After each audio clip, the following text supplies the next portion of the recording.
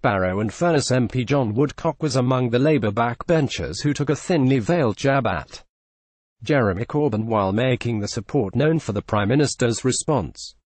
The Labour leader was also heckled by Tory MPs following his response to Mrs May's latest statement on the nerve agent attack, in which he condemned the appalling act of violence before urging continued, robust dialogue with Russia.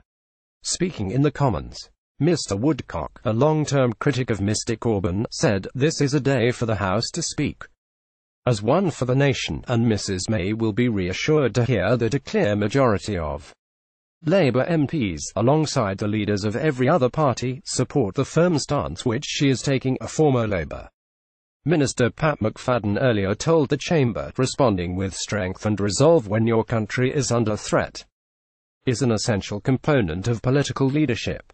There is a Labour tradition that understands that, and it has been understood by Prime Ministers of all parties who have stood at that dispatch box. That means when chemical weapons are used, we need more than words, but deeds." Meanwhile, Labour MP for Ilford South Mike Gapes called the Prime Minister's response appropriate, measured and correct, and the party's former Minister Chris Leslie said he welcomed her condemnation of what is increasingly looking like a rogue state. Labour's Stephen Doughty said that while he did not shy away from criticising the government's international policy when they have got it wrong, he told Mrs May, "She has my full and unequivocal support for the measures she has set out today." Parliament erupts as Corbyn takes shock swipe at Boris during Russian spy debate. Getty Parousia News. The of Labour MPs have backed Theresa May's actions against Russia. Their comments come after the Prime Minister announced that 23 Russian diplomats she branded undeclared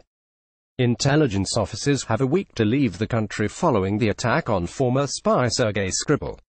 Mrs May added, "The UK government concluded it was highly likely Russia was responsible for this attack. Either this was a direct attack by the Russian state against our country, or conceivably the country could have lost control of the military-grade nerve agent. The response has demonstrated complete disdain for the gravity of this situation."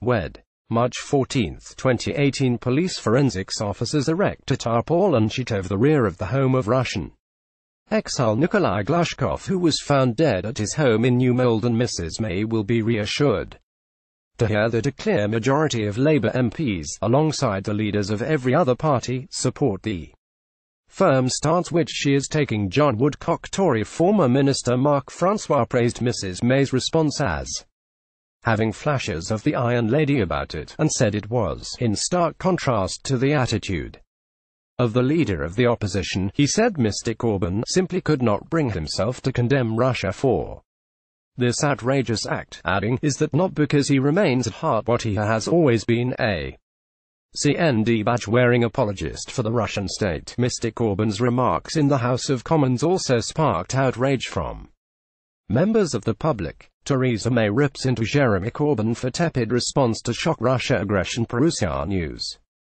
Mr Corbyn was heckled by Tory MPs following his response to Mrs May's latest statement. Chanel Stubb wrote on Twitter, "Corbyn just tried scoring political points re the Russian nerve gas attack on UK soil.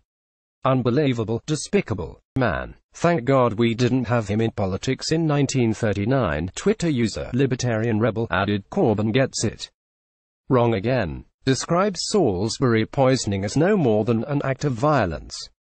As excuse, vehicle to degrade the West's own defense capability." Meanwhile, Mrs May said, "I think the people will take their own conclusions from what they have heard today.